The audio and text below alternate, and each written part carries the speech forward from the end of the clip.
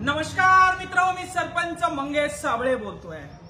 पण आज या ठिकाणी जिल्हा परिषद कार्यालय छत्रपती संभाजीनगर या ठिकाणी मी सरपंच म्हणून आलेलो नाही, तर माझ्या गावातल्या महिलांचा आवाज म्हणून या ठिकाणी आलेलो आहे।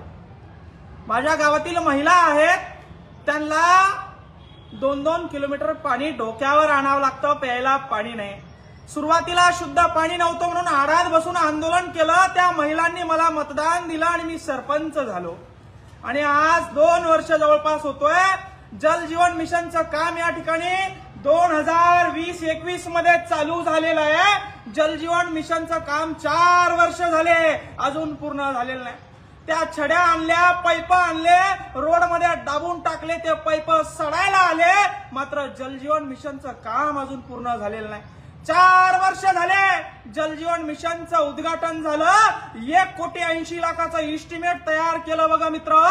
4 वर्ष झाले, पाईप रोड मध्ये दाबून टाकले, अजून काम झालं नाही।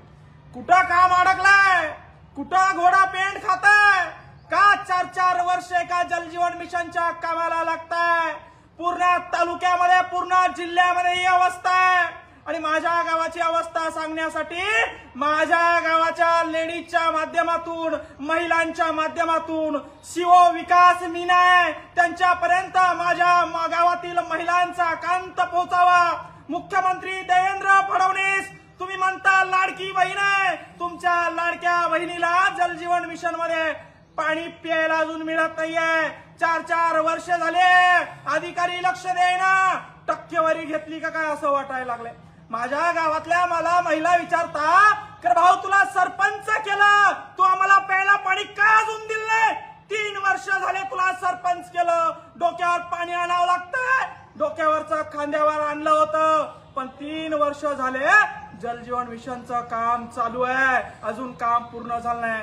यांच्या सीओनच्या, डिप्टी सीओनच्या, वाघमारेंच्या आणि जे काही डेप्टी इंजिनियर आहे त्यांच्या ताटाखाली काहीतरी वडगणा लावल्या असतील, म्हणून हे काम थांबलेले असतील। आणि ही वस्तुस्थिती पूर्ण महाराष्ट्रात आहे। आणि म्हणून सीओला विनंती आहे, हे इस्टिमेट आहे जल जीवन मिशनचं, 1,80,00,000चं इस्टिमेट आहे।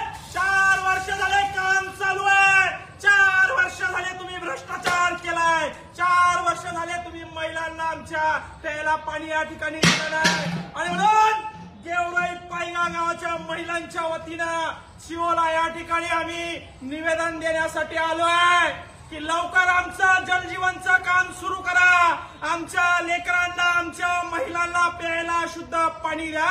हे फक्त निवेदन आहे, तुम्हाला हात जोडून विनंती आहे। सरपंच होऊन 2-2.5 वर्ष झाले, शब्दपूर्ती केली नाही, त्याचं कारण असं ठेकेदारानं काम कंप्लीट केलं नाही।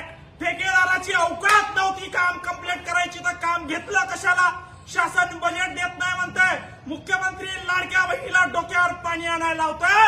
आणि म्हणून महिलांच्या वतीनं एक विनंती घेऊन विकास मीना जे सीओ आहे जिल्हा परिषदचे IAS अधिकारी, त्यांना विनंती करण्यासाठी आलो आहे की पूर्ण महाराष्ट्राची वस्तुस्थिती जी आहे, पूर्ण संभाजीनगर जिल्ह्याची वस्तुस्थिती आहे, पूर्ण फुलंब्री तालुक्याची वस्तुस्थिती आहे, मला त्याच्याशी काही घ्यायचं नाही। माझ्या गावात 2020 साली तुम्ही उद्घाटन केलं जल जीवन मिशनचं, आज 5 वर्ष झाले नळ अजून आले नाही। मी गावात जायला मला नाक राहिलं नाही। महिला मंडळ मला रोज विचारतात, नळाचं काय झालं, पाण्याचं काय झालं, नळाचं काय झालं, पाण्याचं काय झालं। या सीओ लोकांनी टक्केवारी घेतल्या असाव्या, त्या वाघमारे इंजिनियर आहे त्यांनी टक्केवाऱ्या घेतल्या असाव्या।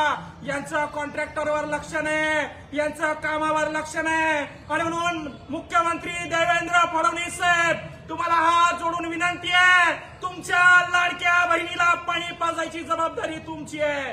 जल जीवन मिशन 1,80,00,000ची योजना केंद्राची आहे। 5 वर्ष झाले काम सुरू, अजून काम कंप्लीट झालं नाही।